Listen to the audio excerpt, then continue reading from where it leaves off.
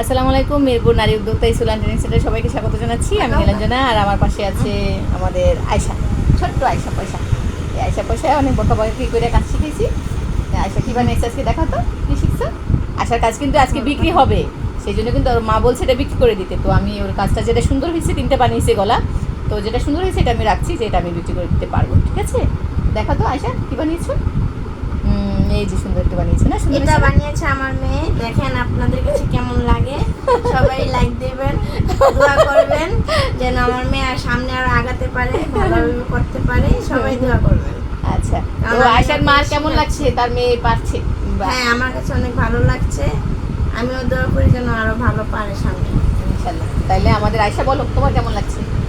হ্যাঁ, অনেক ভালো লাগছে। অনেক পরিশ্রম করছি বেচারি, সেই সকাল থেকে সারা রাত পর্যন্ত কাজ করেছি, কষ্ট করে করছি। ধৈর্য আছে, অনেক ধৈর্য।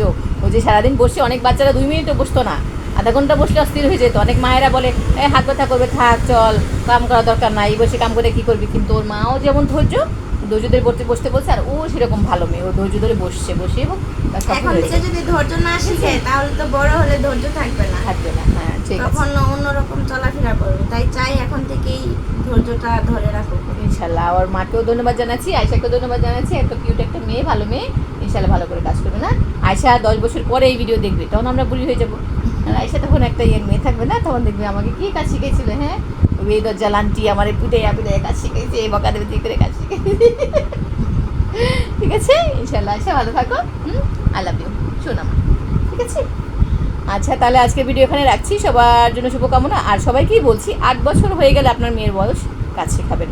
গেমস খেলে, বাইরে দৌড়াদৌড়ি করে, ওদের মন অনেক হতাশ থাকে, উদাস থাকে, ওরা অনেক খারাপ দিকে যায় বাচ্চারা এই সময়টায়। ঠিক আছে, এই সময়টায় ওদের কাজে ধরাই দিলে দেখা যায় পড়ালেখার পাশাপাশি কাজ করছি, মনটা কিন্তু হ্যাঁ ভবিষ্যতে একটা কিছু করতে পারবে। ওই যে কবে পড়ালেখা শেষে চাকরি করবে সে আশা না করে, ছোটোবেলা থেকে পড়ালেখা লাগবেই, পাশে আমার পড়ালেখার পাশাপাশি পাশাপাশি কাজ। ঠিক আছে, তো আয়শার মাও বলছে, দেখতে পাচ্ছেন ইনশাল্লাহ। আপনারাও যারা আয়শার মতো বা মেয়ে আছে, তাদের মায়েরাও সচেতন হবে। আমি আমার মেয়ের পড়ালেখার পাশাপাশি কাজ শিখাইতেছি ইনশাল্লাহ। ঠিক আছে, তো আজকে ভিডিও এখানে রাখছি। আল্লাহ হাফেজ। আয়শা আল্লাহ হাফেজ বলো। আল্লাহ হাফেজ।